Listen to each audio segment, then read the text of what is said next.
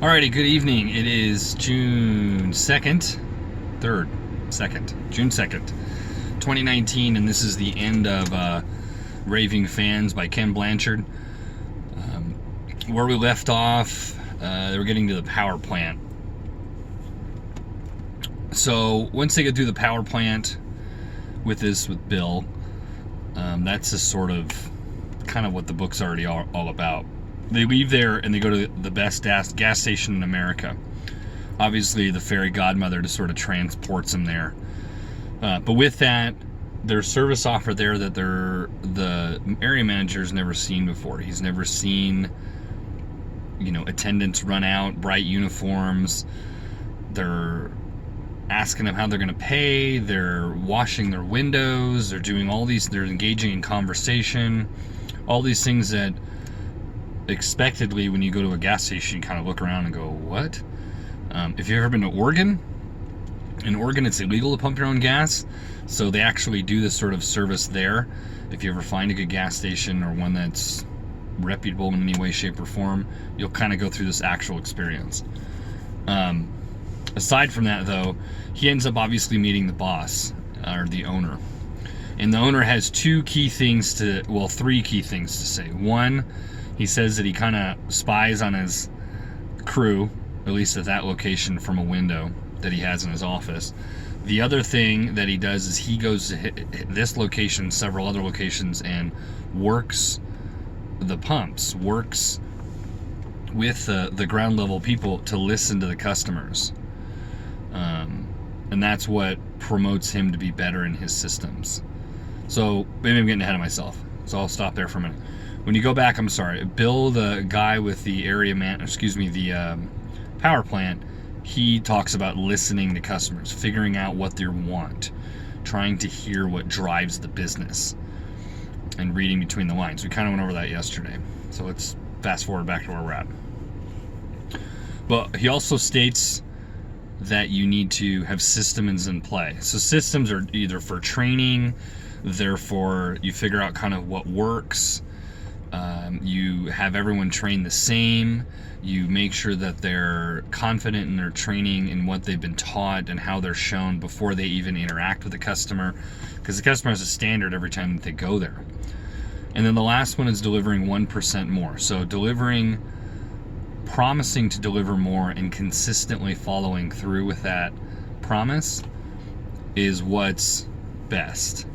It's always better to meet your standard consistently, and exceed it is kind of a secondary option than be inconsistent in any way, shape, or form.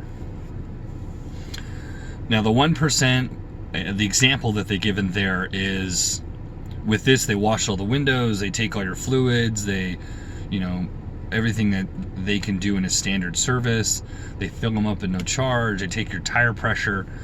So what he talks about in this is he sort of builds to this process. But originally he said, you'll leave with a clean windshield.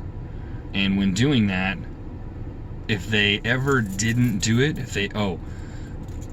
basically it was service, you would get gas and a clean windshield is what you leave with. So in the customer thought, I'll get to this in a second regarding my own platform, customer thought, hey, if you don't clean my windshield, I'm going to pay for your gas. So they were seeing that this trend was, if we didn't follow through with what we were already advertising, the standard that was set, if it wasn't met, then the customer was dissatisfied twice. This is why I always tell people, especially if you're in sales, never use the word free. It is such a terrible word. All people hear is free. They don't hear anything before or after. And then they fill in the blank, usually of the most expensive item possible that is free. It's not the case. If you say no extra charge included with purchase, there's other ways to frame that. So framing how you say things, even though the end result for you as a business, is the same, as a customer, it's not. It always changes with what you want to hear. That's never good. So that's where they started. So the 1% he was talking about, he started with a windshield, then it was the windows, then it was the fluids. It sort of moved up. But he said if you move up 1% every week for a whole year, you're offering 50% more than potentially a competitor or somebody else. within your same competitive industry. So this kind of goes for yourself. If you try to make yourself 1% better every week, you'll be dramatically different. Or 1% change is probably the best way to put it as a person.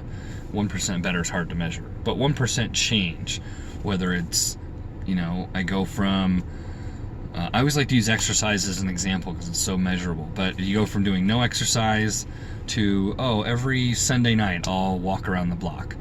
And then one night turns to, every day I have off, I'm going to do that. Turns to 5 days, turns to every week. Okay, so I walk every day.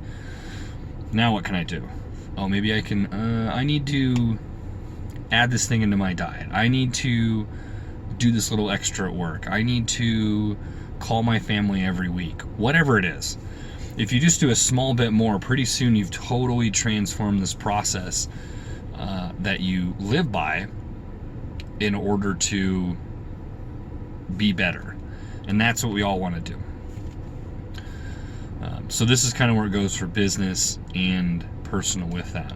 But the 1%, extra, having systems in play, and then putting yourself to the ground floor and listening to your customers. Those are all really good things to have in the business aspect.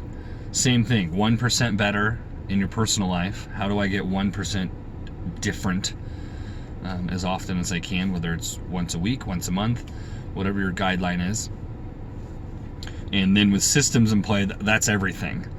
I'm going to get up earlier to do this. I'm going to have this for breakfast. I'm going to make it to work on time 10 minutes early for this. I'm going to, whatever it is. That's just propelling that sort of thought pattern, not just thought pattern turns into an action, and then putting yourself on the ground level. So this is much harder on a personal level, because sometimes when you rise through achievement, but this is reflection on yourself. So this is self-awareness, in my opinion. Put yourself on the ground level. You have to be self-aware of who you are in order to not only surround yourself with the best people, but to best represent yourself so you're credible with what you're saying. If you're giving somebody advice, or you're the shoulder to cry on, or you're speaking up at work, if you haven't built that foundation and people don't know, this is what he does every day. We've seen his work ethic towards himself, towards yourself. We know that what's coming from is genuine. If you're always trying to, this is what a lot of people try to do. They try to use themselves as a puzzle piece and insert them into all situations that fits that moment. So they're never original. They're never themselves. They're always this chameleon of a person that slowly tries to be implemented. So they're never aware of who they are, but they want everyone else to be aware of who they are, or aware of their presence at least. And this never works. So with that being said, Ken Blanchard, Raving fans, cool book, easy to read. It's a fun read too. It's kind of like an adult sort of tall tale, like with the fairy godmother, and it's teaching you lessons as you go through. Only it's more about business, but you can totally take it on the personal level. This is the next book that I'm either starting tonight or tomorrow morning. Will and Ariel Durant, The Lessons of History. I probably have it on the list wrong. I got this one and another one mixed up. This one's not super long, but it's a little more intense to read. It's like an actual full book. So this was just over 100 pages. I think we're doing this for 5 days, so we'll probably do 20 pages or like 2 chapters a day. I think there's only 10 chapters. There's 13, sorry. So we might be like 3 on 2 days.